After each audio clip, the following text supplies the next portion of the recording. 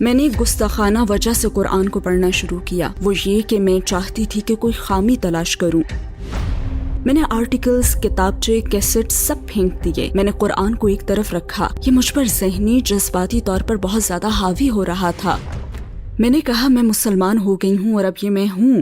وہ بہت تکلیف دہ لمحہ تھا جب میری والدہ نے مجھ سے کہا میری ذمہ داری پوری ہو گئی، مجھے تمہاری ماں رہنے کی ضرورت نہیں اور اب تم آزاد ہو۔ اور اپنی ماں کا رشتہ توڑ لینا بہت زیادہ تکلیف دہ تھا، بہت زیادہ تکلیف دہ۔ میں یہ جان نہیں سکی کہ میرا تعلق کہاں سے ہے۔ میں نے بے حد تنہا محسوس کیا اور اس چیز نے مجھے بیمار کر دیا۔ میں نے اپنی والدہ کو کال کی اور ان سے کہا پلیز آئیں اور مجھے اپنے ساتھ گھر لے جائیں، اور میں نے اسلام پر عمل کرنا روک دیا، اپنا حجاب اتار دیا، نماز پڑھنا چھوڑ دی۔ السلام علیکم سسٹر عالیہ ام ریان، ہماری دعوت قبول کرنے کا شکریہ۔ میرا پہلا سوال یہ ہے کہ عالیہ ام ریان کون ہیں اور کیا آپ اپنی زندگی کے بارے میں ہمیں مختصراً بتا سکتی ہیں؟ وعلیکم السلام ورحمۃ اللہ۔ سب سے پہلے تو مجھے یہ موقع دینے کا بہت شکریہ۔ میں ایسٹ لندن میں پیدا ہوئی اور وہیں پلی بڑھی۔ میرے ایریا میں مسلمانوں کی تعداد زیادہ تھی، یہاں بنگلہ دیشی مسلمان زیادہ تھے، لہٰذا مسلمانوں سے میرا کافی واسطہ پڑتا تھا۔ میرا تعلق مکس نسل سے ہے، میری والدہ اٹالین ہے اور میرے والد ویسٹ افریقی نائجیرین ہیں۔ لیکن جب بھی مجھ سے یہ سوال کیا جاتا ہے تو میں یہ سوچتی ہوں کہ عالیہ ایک ایسی روح ہے جو اللہ سبحانہ و تعالیٰ کی طرف سفر کرنا چاہتی ہے۔ ایمان کے لحاظ سے آپ کی زندگی کیسی تھی؟ آپ کا کس پر ایمان تھا؟ میری پرورش بطور عیسائی ہوئی تھی۔ ٹین ایج میں مجھ میں عیسائیت کا نیا تصور ابھرا۔ خدا پر تو میرا ہمیشہ ایمان تھا۔ میری والدہ نے میری پرورش اس طرح سے کی کہ مجھے زندگی، اس کے مقصد اور دنیا کے بارے میں تجسس کی ترغیب ملی۔ اگرچہ مجھ میں عیسائیت کا نیا تصور ابھرا تھا، لیکن اندر جیسے ایک خلا تھا، مجھ میں اعتراضات پیدا ہوئے۔ میں نے بہت ہی کم عمری میں عیسائیت کے بنیادی عقائد پر اعتراض کیا، اور شاید جذباتی اور روحانی طور پر اس عقیدے پر یقین کے باوجود عقلی طور پر مجھے پسند نہیں آیا، لہٰذا آخر میں نے اسے چھوڑ دیا۔ میرے والد کا بیک گراؤنڈ بہت زیادہ دلچسپ تھا کیونکہ وہ پیدائشی مسلمان تھے۔ میرے دادا مسلمان تھے اور میری پیدائش سے بہت پہلے جب میرے دادا کا انتقال ہوا تو میرے والد نے اسلام چھوڑ دیا، اور جب وہ لندن میں میری والدہ سے ملے تو اس وقت وہ مسلمان نہیں تھے، لہٰذا میری پرورش کبھی بھی اسلام پر نہیں ہوئی۔ اسلام کسی صورت میں موجود نہیں تھا، وہ مسلمان نہیں رہے تھے۔ کس چیز کے باعث آپ نے اپنے عقائد پر سوالات اٹھائے؟ مجھے اپنی والدہ کے ساتھ چرچ جانا یاد ہے۔ میں چرچ جایا کرتی تھی اور روحانی اور جذباتی طور پر اس سے بہت زیادہ اطمینان ملتا تھا، لیکن میرے ذہن میں سوالات تھے۔ میں ان کے خدا کے کانسیپٹ کو سمجھ نہیں سکی۔ میں سمجھ نہیں سکی کہ ناؤز باللہ وہ کیسے ایک انسان کی عبادت کر سکتے ہیں۔ وہ ایک انسان تھے، میری ہی طرح کے ایک انسان، اور میں عقلی اور ذہنی طور پر یہ بات نہیں سمجھ سکی کہ میں ناؤز باللہ کیسے کسی دوسرے انسان کی عبادت کر سکتی ہوں۔ لہٰذا میں نے اس پر اعتراض کیا، اور مجھے یاد ہے کہ ایک دن میں نے چرچ کے پادری سے بات کی۔ میں نے ان سے یہی سوال کیا اور ان کا جواب تھا بس ایمان رکھو، اور یہی وہ لمحہ تھا جب میں جان گئی کہ یہ میرے لیے نہیں ہے۔ آپ نے پہلی مرتبہ اسلام کے متعلق کب سنا؟ میں اس سوال کا جواب دینے کے لیے آپ کو اپنے بچپن کے بالکل ابتدائی دنوں میں لے چلتی ہوں۔ میرے ایریا میں مسلمان زیادہ تھے، یہ بنگلہ دیشی ایریا تھا، اور میری رہائش کے سامنے میں فرسٹ فلور پر رہتی تھی۔ میری عمر تقریباً 8 سال تھی۔ میں لیونگ روم کی کھڑکی کے پاس جاتی اور کھڑکی کی دہلیز پر جھک جاتی تھی، جہاں سے مجھے اپنے گھر کے سامنے سڑک کا گراؤنڈ فلور نظر آتا تھا۔ وہاں عارضی طور پر بنائی گئی ایک مسجد تھی۔ اس وقت دراصل وہ ایک کنٹینر تھا، لیکن میں جہاں سے جھک کر دیکھتی تھی وہاں سے مجھے اس مسجد میں نماز کا ایریا نظر آتا تھا، اور مجھے یہ بڑا دلکش لگتا تھا۔ میں انہیں اندر جاتے اور جھکتے اور سجدہ کرتے ہوئے دیکھتی تھی۔ بچپن میں مجھے یہ سب دیکھنا بہت اچھا لگتا تھا۔ میں یہ سب دیکھنے کے لیے دن میں چند بار دوڑ کر کھڑکی کے پاس جاتی۔ اسی عمر میں بدقسمتی سے گھر میں حالات بہت برے تھے۔ میرے والدین مسلسل جھگڑتے رہتے تھے، ان میں ہم آہنگی نہیں تھی، ان میں مسلسل بحث اور جھگڑا ہی جاری رہتا تھا۔ اور مجھے وہ دن یاد ہے جب میری والدہ اور والد کے درمیان بہت سخت جھگڑا ہوا اور میں اپنے بیڈ روم میں بھاگی۔ میری عمر تقریباً 8 سال تھی۔ بیڈ روم میں جاتے ہوئے میں نے اپنی والدہ کی شال لے لی۔ وہ ایک خوبصورت ایشین شال تھی جو ان کی ایک پاکستانی کالیگ نے گفٹ کی تھی، دفتر کی کالیگ نے۔ میں نے وہ شال لی اور اس سے زمین پر پھینکا، پھر میں نے سجدہ کیا اور خدا سے کہا مجھے خدا سے یہ کہنا یاد ہے کہ انہیں روک دیں، انہیں جھگڑنے سے روک دیں۔ لیکن اس وقت میں بہت چھوٹی تھی، مجھے ٹھیک سے معلوم نہیں تھا کہ میں کر کیا رہی ہوں۔ بس جو کچھ مسجد میں دیکھا تھا اسی کی میں نقل کر رہی تھی۔ اور مجھے محسوس ہوا کہ خدا میری بات سنے گا. اس وقت مجھے ایسا محسوس ہوا تھا کیونکہ یہ ایسا انداز تھا جو خدا سے قریب کرتا تھا. یہ اسلام کے حوالے سے یہ میرا سب سے پہلا تجربہ تھا. اور پھر 2 سال بعد ایک اور تجربہ ہوا. میں 10 سال کی تھی اور اسکول میں پڑھتی تھی. میں اسکول سے گھر آئی اور یہ خبر سنی کہ ہماری کلاس کا ایک بچہ جو اسکول سے چھٹی ہونے کے بعد اس وقت کافی مقبول کچھ پلینگ کارڈز خریدنے کے لیے سڑک پر دوڑ رہا تھا کہ ایک بڑے ٹرک نے اسے ٹکر مار دی اور وہ موقع پر ہی دم توڑ گیا. اسکول نے اس کے تمام کلاس فیلوز کو خط لکھا اور اس کے 2 دن بعد ہونے والے جنازے میں آنے کی دعوت دی. تب میں نے اپنی والدہ سے جانے کی ضد کی.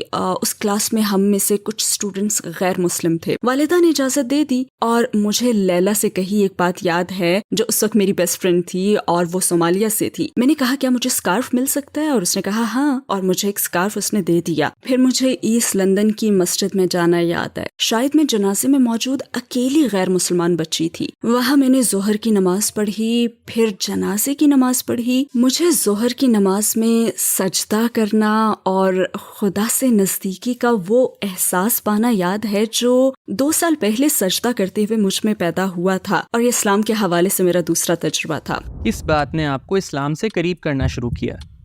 گھر میں حالات بدتر ہو گئے، بلکہ بدترین. گھر میں بے پناہ ڈومیسٹک وائلنس تھا. میں اس کا جذباتی اور ذہنی اثر لے رہی تھی. اور سبحان اللہ، پھر اللہ نے ایک بچی کو مجھ سے ملا دیا. وہ سیکنڈری اسکول میں میری کلاس فیلو تھی اور کلاس کی تمام مسلمان لڑکیوں میں سے صرف وہی اسلامی تعلیمات پر عمل کرتی تھی. باقی لڑکیاں بہت کلچرل تھیں لیکن وہ اسلام پر بہت زیادہ عمل کرنے والی تھی. اور وہ بھی گھر میں میری طرح ہی کے تجربے سے گزر رہی تھی. لیکن اس کے والدین کے درمیان معاملہ میرے مقابلے میں کہیں زیادہ خراب تھا. اس کی والدہ سبحان اللہ گھریلو تشدد کا شکار تھی. انہیں روزانہ مارا جاتا تھا اور اس کے باوجود وہ پرسکون تھی، وہ امن میں تھی. اور مجھے اس سے یہ کہنا یاد ہے کہ تمہارے گھر کے حالات مجھ سے کہیں زیادہ برے ہیں، میں ٹوٹ کر بکھر رہی ہوں لیکن تم سکون میں ہو. یہ سب کیسے ہے؟ تم یہ سب کیسے برداشت کر رہی ہو؟ کیونکہ میں تو اس کا بہت زیادہ اثر لے رہی ہوں. تب اس نے کہا تھا کہ یہ میرا ایمان ہے جو مجھے اس پریشانی سے نکالتا ہے. تب ظاہر ہے میں مسلمانوں کو جانتی اور سمجھتی تھی، لیکن یہ احساس بھی تھا کہ اسلام بہت بیکورڈ مذہب ہے. اور مجھے اپنی اس فرینڈ سے بہت زیادہ لگاؤ ہو گیا تھا. ہم بہت ہی گہری سہیلیاں بن گئی، حالانکہ ہم بالکل مختلف تھیں. مطلب میں بہت خود سر اور کریزی تھی اور لوگوں میں مقبول، اور وہ ماشاءاللہ ایک عملی مسلمان تھی. پھر بھی ہم بہت گہری فرینڈز بن گئیں. پھر میں نے اسلام پر غور کرنا شروع کر دیا، آرٹیکلز پڑھنا شروع کیے. اس وقت ٹیپ والی کیسٹس چلتی تھیں. میں نے قرآن کو پڑھنا شروع کیا صرف ایک گستاخانہ وجہ سے، وہ یہ کہ میں چاہتی تھی کہ اسے بچانے کے لیے اس عقیدے میں کوئی خامی تلاش کروں، کیونکہ میں سمجھتی تھی کہ حجاب غلط ہے. میرے خیال میں یہ اسے ایک کامیاب کریئر، ایک کامیاب زندگی سے پیچھے رکھے گا. مجھے لگتا تھا، اور ویسے بھی اس علاقے میں پرورش پاتے ہوئے میں نے دیکھا بھی تھا کہ مرد 2 میل آگے ہی چل رہے ہوتے تھے اور ان کی بیویاں پیچھے پیچھے چلتی تھیں. تو مجھ میں اس طرح کے من گھڑت تصورات تھے. اور یہ بات دلچسپ بھی تھی کیونکہ ایک طرف میں یہ دیکھ سکتی تھی کہ اس مذہب میں کوئی تو بات ہے جس نے اس لڑکی میں اتنا سکون بھر دیا ہے، اور دوسری ہی طرف اس مذہب سے یہ محدود ہو رہی تھی. اب یہ اسے دبا دیتا، یہ اسے زندگی میں آگے بڑھنے نہیں دیتا. تو ہم نے اس پر گفتگو کرنا شروع کی. ہم باقاعدگی سے بات کرتے تھے اور وقت گزرنے کے ساتھ ساتھ میں قائل ہوتی گئی کہ اسلام ہی سچا دین ہے. اور اس بات نے مجھے خوفزدہ کر دیا کہ میں قائل ہونے لگی ہوں، میرا دل بدلنے لگا، میری سوچ بدلنے لگی. میں کوئی خامی تو نہیں ڈھونڈ سکی لیکن صرف ایک ہی چیز پا سکی، اور وہ زندگی گزارنے کا ایک مکمل انداز تھا. مجھے قرآن میں اگر ملے تو سائنسی ثبوت، اپنی ریسرچ میں مجھے کچھ ملا تو وہ تھا قرآن کا علمی معجزہ، اس کے علاوہ اور کچھ نہ تھا. اور اس چیز نے مجھے خوفزدہ کر دیا کیونکہ اگرچہ میں اس وقت بہت چھوٹی تھی لیکن میں ہمیشہ سے ایک ایسی لڑکی ہی رہی ہوں کہ اگر کسی چیز کو اپنا لوں، کسی چیز کو چن لوں تو پھر اسے اپنا 150% دیتی ہوں. میں یہ جان گئی تھی کہ میں بدل رہی ہوں اور میں قائل ہونے لگی تھی کہ مجھے اپنی زندگی بدلنی پڑے گی، اور اس بات نے مجھے خوفزدہ کر دیا تھا. کون سی چیز آپ کو اسلام قبول کرنے سے روکتی رہی اور بالآخر آپ مسلمان کیسے ہوئی؟ خوف مجھ پر غالب آ گیا تھا. اس وقت مجھ پر اتنا خوف طاری تھا کہ میں نے اپنے دوستوں سے بھی تعلق ختم کر لیا. میں نے آرٹیکلز، کتابچے، کیسٹ سب پھینک دیے. میں نے قرآن کو ایک طرف رکھا. یہ مجھ پر ذہنی جذباتی طور پر بہت زیادہ حاوی ہو رہا تھا. میں اپنے ایمان سے خوفزدہ تھی. میں اس بات سے خوفزدہ تھی کہ مجھے اپنی زندگی بدلنی پڑے گی. میں یہ نہیں کہتی کہ مجھے اپنی زندگی سے بے حد پیار تھا، لیکن میں آزاد تھی، اور اپنی آزادی کو ختم کر دینا بہت زیادہ خوفزدہ کرنے والی چیز ہے، خصوصاً جب آپ کو معلوم ہی نہ ہو کہ آپ اس سے کیا پائیں گے. مگر اب مجھے معلوم ہے کہ میں نے کیا پایا ہے. تو اس وقت میں نے اس سے تعلق توڑ لیا اور بس اپنی زندگی جیتی رہی. پھر مجھے اپنے ایگزامز کی تیاری یاد ہے. وہ ایک ویکنڈ تھا اور میں اپنے ایگزامز کی تیاری کر رہی تھی، لیکن پتہ نہیں کیوں میری توجہ بھٹک رہی تھی. میں سوچ رہی تھی تو بس اسلام کے بارے میں، اپنی جانی گئی چیزوں کے بارے میں. ایسا لگتا تھا کہ ان سوچوں نے مجھ پر بمباری کر دی ہو. یہ سوچیں قرآن میں سائنسی ثبوتوں، خدا کے وجود، نبوت کے ثبوت کے بارے میں تھیں، اور لگاتار ایک کے بعد دوسری سوچ. پھر میں چہل قدمی کے لیے اپنی رہائش گاہ سے باہر آ گئی، کچھ دیر سکون کا سانس لینے کے لیے. میں سڑک پر آئی جسے روزانہ پار کرتی تھی. میں وہاں کھڑی گرین مین اشارے کا انتظار کرنے لگی. پھر گرین مین اشارہ آیا، لوگ سڑک پار کرنے لگے، لیکن میں نہ کر سکی. مجھے لگا جیسے میرے پاؤں زمین سے چپک گئے ہوں، اور دماغ میں یہی سوچ تھی کہ اگر میں یہ سڑک یا کوئی بھی سڑک پار کروں اور مجھے کار ٹکر مار دے اور میں یہ جانتے ہوئے مر جاؤں جسے میں بخوبی جانتی ہوں، تو اس کا مجھے کیا فائدہ ہوگا. اور یہ خیال مجھ پر طاری ہو گیا. میں اس کی گواہی کیوں نہیں دے رہی جو پہلے ہی میرے دل میں سما چکا ہے. میں کسی طرح گھر واپس آئی، اپنی دوست کو کال کی. اس نے فون اٹھایا، میری آواز سنی، اور میری آواز سن کر وہ بہت خوش ہوئی. میں نے اسے کہا کہ میں ایمان لے آئی ہوں اور اب مجھے کلمہ پڑھنا ہے. وہ ویکنڈ تھا اور پیر کے دن میں نے کلمہ پڑھ لیا، الحمدللہ. آپ کے قبول اسلام پر آپ کی فیملی کا کیا رد عمل تھا؟ اس وقت ایک انتہائی دیوانی اور پرجوش نوجوان لڑکی ہونے کے ناطے میں نے اپنی والدہ کو یوں بتایا کہ گھر پہنچی، دروازہ کھٹکھٹایا، اور جب انہوں نے دروازہ کھولا تو میں حجاب میں تھی. اس طرح بتانے کا فیصلہ اچھا نہیں تھا. بس یہی کہوں گی کہ یہ فیصلہ اچھا نہیں تھا. انہوں نے کنفیوز ہو کر مجھے دیکھا اور میں نے کہا ہاں میں مسلمان ہو گئی ہوں اور اب یہ میں ہوں. انہوں نے سوچا کہ یہ وقتی ابال ہے، الحمدللہ، اور اس وقتی ابال کو اب 24 سال ہو چکے ہیں الحمدللہ. اور اس کے بعد حالات بہت زیادہ مشکل رہے. میں نے فیملی کھو دی، دوست کھو دیے. میں اتنی کم عمری میں بالکل تنہا رہ گئی. مسلمان ہونے کے بعد شروع کے چند سال بہت مشکل تھے. مسلمان ہونے کے بعد آپ کو کون سے بڑے چیلنج کا سامنا ہوا؟ میری اپنی والدہ کے ساتھ تعلق ختم ہو گیا تھا. اس دوران کافی سارے واقعات ہوئے تھے. انہوں نے کسی اور سے شادی کر لی تھی اور وہ شخص اسلام سے نفرت کرتا تھا. وہ میرے خلاف ہو گیا اور مجھے یاد ہے 17 سال کی عمر میں وہ بہت تکلیف دہ لمحہ تھا جب میری والدہ نے مجھ سے کہا، میں 17 سال کی تھی، انہوں نے مجھے دیکھ کر کہا میری ذمہ داری پوری ہو گئی، مجھے تمہاری ماں رہنے کی ضرورت نہیں اور اب تم آزاد ہو. وہ انتہائی مشکل وقت تھا. اس عمر میں آپ کو فیملی کی ضرورت ہوتی ہے اور اپنی ہی ماں کا رشتہ توڑ لینا بہت زیادہ تکلیف دہ تھا، بہت زیادہ تکلیف دہ.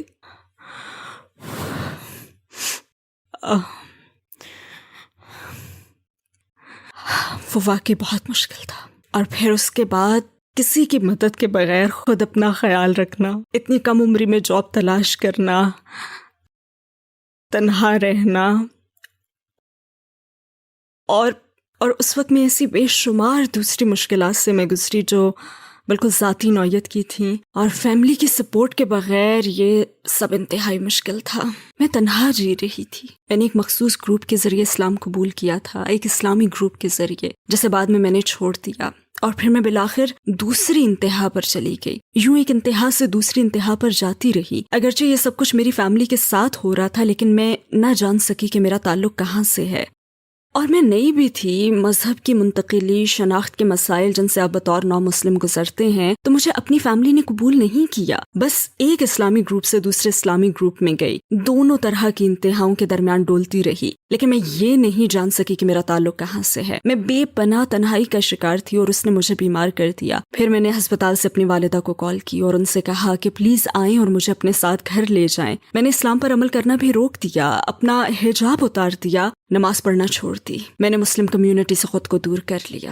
لیکن میں تب بھی اپنے ایمان پر قائم تھی، اور شاید اس کی وجہ یہ تھی کہ میں عقلی طور پر قائل ہونے کے بعد مسلمان ہوئی تھی، اور اس کی وجہ بس یہی تھی کہ وہ آزمائشیں میری برداشت سے باہر ہو گئی تھیں. آپ نے اسلام پر دوبارہ عمل کیسے شروع کیا؟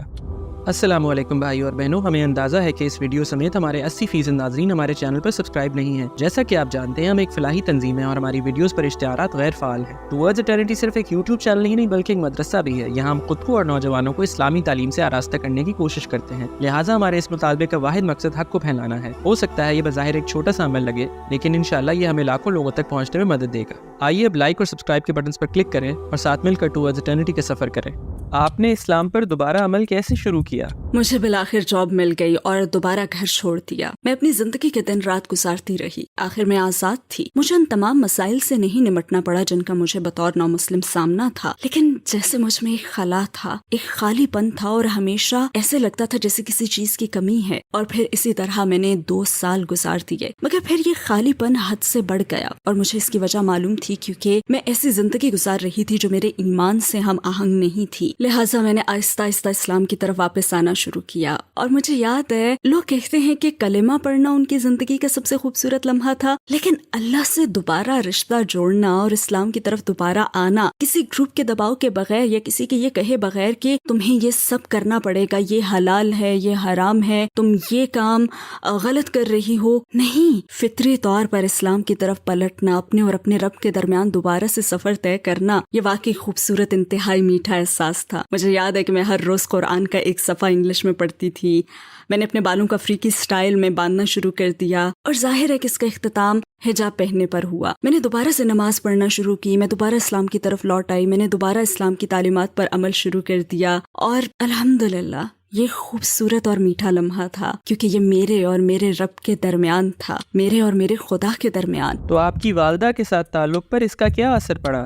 دراصل میری والدہ نے خلا لے لی، جو کہ ایک بہترین فیصلہ تھا۔ وہ نئی زندگی کی طرف آنا شروع ہوئیں اور شاید وہ اب بھی اسی مرحلے میں ہیں۔ ہم نے اپنا تعلق دوبارہ جوڑنا شروع کیا اور میرے خیال میں دونوں کو ہی اس کے لیے بہت محنت کرنی پڑی۔ اور پھر 2015 میں انہوں نے اسلام کے بارے میں سوالات پوچھنا شروع کیے۔ میں اس وقت پردیس میں رہ رہی تھی، میں نارتھ افریقہ میں تھی اس وقت۔ انہوں نے یہ سفر شروع کیا اور ہر طرح کے سوالات پوچھے، اور پھر 2015 میں انہوں نے کہا کہ وہ مسلمان ہونا چاہتی ہیں۔ اور یہ وقت تھا جب میری والدہ مطالعے کی بہت زیادہ شوقین تھی، یوں سمجھیں وہ کتابی کیڑا تھیں۔ تاریخ اور خصوصاً اسلامی تاریخ سے انہیں عشق تھا اور بالآخر ان میں اس حوالے سے مزید جاننے کا تجسس پیدا ہو گیا تھا۔ تو 2015 میں انہوں نے کہہ دیا کہ وہ مسلمان ہونا چاہتی ہیں اور بالآخر کلمہ پڑھ لیا۔ اس کے کچھ ہی عرصے کے بعد انہوں نے کہا کہ وہ ایمان برقرار نہیں رکھ سکتی، اور شاید اس کی وجہ ان کی عمر تھی، شاید اس لیے کہ ان کے آس پاس مسلمان نہیں تھے اور میں بھی ان سے بہت دور رہ رہی تھی، اور آخر انہوں نے پھر دین چھوڑ دیا۔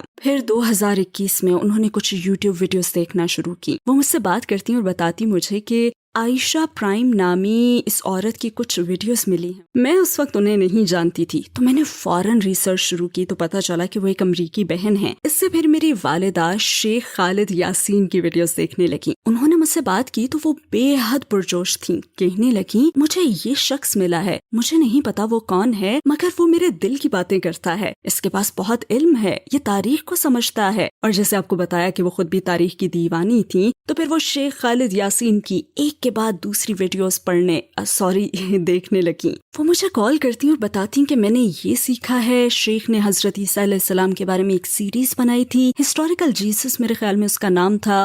وہ انہیں انتہائی دلچسپ لگی اور وہ مسلسل ان کی ویڈیوز دیکھتی رہتی اور مجھے بتاتی، اور میں کچھ نہ کہتی۔ میں نے سوچا کہ پتہ نہیں یہاں کیا ہو رہا ہے، لیکن کچھ بدل رہا ہے۔ میں بس سوالات کے جوابات دے دیتی، میں اپنی رائے نہیں دیتی تھی، میں بس انہیں اپنے پاس آنے دیتی۔ وہ کہا کرتی کہ یہ شخص کمال کا ہے، لہٰذا میں نے ان کی تلاش کی ذمہ داری لی اور ایک پیغام بھیجا، اپنے جاننے والوں کے نام ایک پیغام، جس میں لکھا کہ کیا کسی کے پاس خالد یاسین سے رابطے کی تفصیلات ہیں، اور کسی نے مجھے ان کے فیس بک پیج کا ایڈریس دیا جہاں ان کا نمبر اور ای میل ایڈریس موجود ہے۔ میں نے انہیں ای میل کی اور انہیں پورا معاملہ بتایا اور انہیں بتایا کہ میری والدہ نے آپ کی ویڈیوز دیکھی ہیں، ان کا ماضی یہ ہے، ہمارے ساتھ یہ سب ہوا ہے، میں نو مسلم ہوں، اور میں نے انہیں اپنی پوری کہانی سنائی اور کہا کہ میں جانتی ہوں کہ آپ بہت زیادہ مصروف ہوں گے، لیکن کیا کسی طرح سے یہ ممکن ہے کہ آپ میری والدہ سے بات کر سکیں؟ اور میں نے ای میل بھیج دی۔ چونکہ خالد یاسین ایک مصروف آدمی ہے، اس لیے میرا خیال تھا کہ میری ای میل شاید ان کے ان باکس میں نہیں جائے گی بلکہ ہو سکتا ہے کہ ان کے اسپیم یا جنک میں چلی جائے، لیکن 20 منٹ بعد انہوں نے مجھے ای میل کا جواب دے دیا اور کہا کہ یہ ان کے لیے ایک احساس ہوگا، چلیں بات کرتے ہیں۔ تو ہم نے بات کی اور میں نے انہیں کہانی سنائی، میں نے انہیں اپنی والدہ کے بارے میں بتایا، میں نے انہیں ہر وہ بات بتائی جس سے وہ گزر رہی تھی، میں نے انہیں ان کی نئی طرح کی دریافت کے بارے میں بتایا اور ان سوالات کے بارے میں بھی جو وہ پوچھتی رہی تھیں اور وہ چیزیں جو وہ مجھے بتاتی تھیں۔ انہیں حضور صلی اللہ علیہ وسلم سے محبت ہو گئی تھی، انہیں چیزیں سمجھ آ رہی تھیں، ہم آہنگ ہو رہی تھیں، وہ پہلے جیسی نہیں رہی تھیں بلکہ وہ واقعی اسلام پر یقین رکھتی تھی۔ اور شیخ نے مجھ سے ایک سوال پوچھا، انہوں نے کہا کہ آپ کی والدہ کا کیا نام ہے؟ میں نے جواب دیا میری والدہ کا اٹالین نیم جوزفینا ہے لیکن یورپی انداز میں یہ جوزفین ہے۔ انہوں نے کہا میری والدہ کا نام بھی جوزفین ہے، ان کی عمر 90 سال سے زیادہ ہے اور وہ انتقال کے قریب ہیں۔ انہوں نے مجھ سے کہا کہ آپ کی والدہ جوزفین ایمانی سفر پر ہیں اور میری والدہ میری جوزفین موت کے سفر پر۔ انہوں نے کہا کہ ہم ایسے کریں گے کہ آپ ان سے کہیں میں نے سوچا کہ میں ان کی آپ سے کیسے بات کرواؤں، میں چاہتی تھی کہ وہ خود بات کریں لیکن انہوں نے مجھ سے کہا کہ اگرچہ وہ میری ویڈیوز پسند کرتی ہیں لیکن ہو سکتا ہے کہ وہ مجھ سے بات نہ کرنا چاہیں، بس انہیں کہہ دیں کہ کوئی آپ سے آپ کی ریسرچ، آپ کی اسلامی ریسرچ کے سفر کے بارے میں بات کرنا چاہتا ہے لیکن انہیں یہ نہ بتائیں کہ یہ میں ہوں اور اس کے بعد میں سنبھال لوں گا۔ تو میں ان کے پاس گئی اور کہا کہ ایک شخص ہیں جو ریسرچر ہیں، وہ بس آپ سے کچھ سوالات پوچھنا چاہتے ہیں، کیا آپ انہیں جواب دینا چاہیں گی؟ انہوں نے کہا ہاں کیوں نہیں۔ میں نے ان سے کہا ویسے امی میری ان سے بات چیت کے دوران انہوں نے مجھے عربی میں آپ کے نام کا مطلب بتایا۔ انہوں نے جواب دیا نہیں۔ میں نے کہا کیوں؟ انہوں نے بتایا کہ آج صبح ہی میری اپنی کالیگ سے بات ہو رہی تھی جو عبرانی ہے اور عربی پڑھ رہا ہے۔ میں نے اس سے کہا کیا تمہیں میرے نام کا عربی مطلب پتا ہے؟ تو اس نے کہا کہ میں بتاؤں گا۔ اور تم کہہ رہی ہو کہ وہ مطلب بتا رہا تھا؟ کہنے لگی کہ نہیں یہ ہو ہی نہیں سکتا۔ خیر پھر ان کی بات چیت ہوئی، میں زوم میٹنگ میں ہی تھی اور میں نے اسے ریکارڈ کر لیا تھا اور شیخ نے جس طرح اس معاملے پر بات کی اللہ انہیں جزا عطا فرمائے آمین۔ ان کی آپس میں بات چیت ہو رہی تھی لیکن کسی وجہ سے وہ ان کی آواز نہ پہچان سکی۔ وہ ان سے بس سوالات پوچھ رہے تھے اور کہلوانا چاہتے تھے کہ وہ کس پر ایمان رکھتی ہیں۔ پھر وہ کسی حد تک ان سے یہ کہلوانے میں کامیاب ہو گئے۔ انہوں نے کہا کہ ان کا ایمان ہے کہ خدا ایک ہے اور محمد صلی اللہ علیہ وسلم اس کے آخری نبی ہیں۔ انہوں نے یہ بات ویڈیو میں کہی اور میٹنگ کے بعد شیخ نے ان سے پوچھا کہ آپ کو معلوم ہے کہ اسکائی کا کیا مطلب ہے؟ انہوں نے کہا نہیں۔ انہوں نے بتایا کہ اس کا مطلب ہے شیخ خالد یاسین۔ انہوں نے سنا نہیں اور شیخ نے اپنی بات دہرائی۔ والدہ کہنے لگی نہیں آپ نہیں ہیں اور انہوں نے کہا کہ میں ہی ہوں۔ انہوں نے کہا نہیں اگر مجھے معلوم ہوتا کہ یہ آپ ہیں تو میں اور بھی زیادہ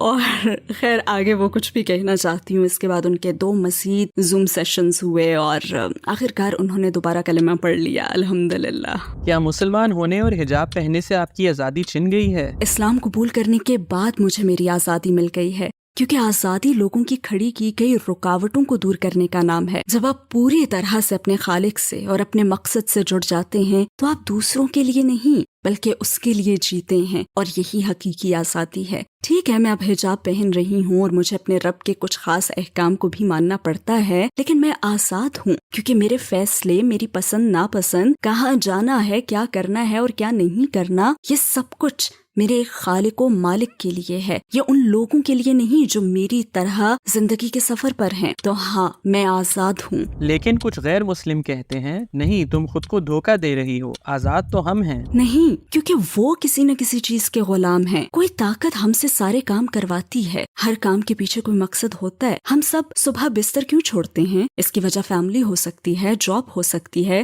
اس کی وجہ دولت کی ہوس ہو سکتی ہے، ہماری کوئی بھی خواہشات ہو سکتی ہیں، لیکن ہم سب کسی نہ کسی چیز کے غلام ہیں۔ لیکن میں ایک ایسی ذات کی غلام بننا چاہوں گی جو پرفیکٹ ہے، جس کے پاس سے میں آئی ہوں اور جس کے پاس دوبارہ جانا ہے، بجائے کسی ختم ہو جانے والی چیز کا غلام بننے کے جیسے کہ میں ایک دن ختم ہو جاؤں گی۔ کبھی میرا بھی خیال تھا کہ اسلام عورتوں کو دباتا، محدود کرتا ہے، لیکن مجھے محسوس ہوا کہ دراصل اسلام کلچر کے اثر سے پاک، خالص اسلام اپنی خالص ترین شکل میں عورت کی شان اتنی خوبصورتی سے قائم کرتا ہے کہ عورت ہونا فخر بن جاتا ہے۔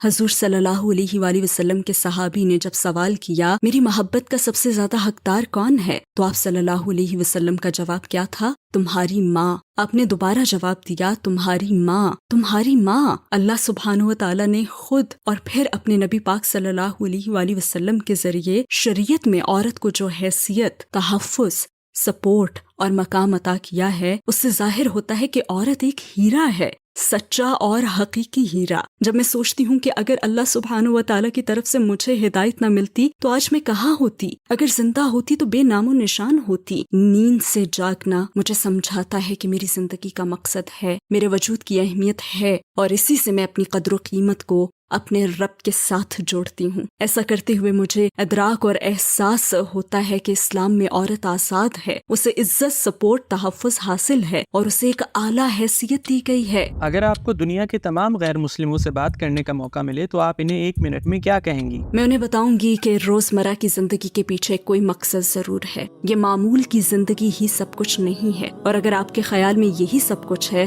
تو پھر ہر ایک کے سامنے ایک افسوسناک ترین نتیجہ آئے گا، کیونکہ یہ زندگی ایک رولر کوسٹر ہے، یہ آزمائشوں، مصیبتوں، مشکلوں سے بھرپور ہے، یہ ناانصافی، افسردگی سے بھری ہوئی ہے۔ تو اگر یہی سب کچھ ہے تو پھر ہمیں کیوں پیدا کیا گیا؟ میں انہیں اس پر سوچنے کی دعوت دوں گی، میں انہیں زندگی کے گول چکر پر غور کرنے کا کہوں گی، ایک پھول کی مثال سے کہ کیسے وہ پھول ایک بیج سے اگتا ہے، پھر ایک خوبصورت چیز کی مانند کھل جاتا ہے، پھر مرجھا جاتا ہے اور دوبارہ ختم ہو جاتا ہے۔ میں انہیں سمندر کے سامنے کھڑے ہونے اور اس کی گہرائی اور سمندر کی تاریکیوں میں موجود حیات کو دیکھنے کی دعوت دوں گی، ایک پتے کو لے کر اس کے ڈیزائن کی پیچیدگیاں دیکھنے اور خود سے سوال کرنے کا کہوں گی کہ یہ کہاں سے آیا ہے، یہ کہاں سے آیا ہے، اس پتے کا کیا مقصد ہے، اس پھول کا کیا مقصد ہے، اس سمندر کا کیا مقصد ہے، اور پھر یہ سوچنے کا کہ میں خود بھی اس تخلیق کا حصہ ہوں۔ تو اگر ایک پتے کا کوئی مقصد ہے اور اگر ایک پھول کا کوئی مقصد ہے تو پھر میرا کیا مقصد ہے، میں ان سے یہ پوچھوں گی۔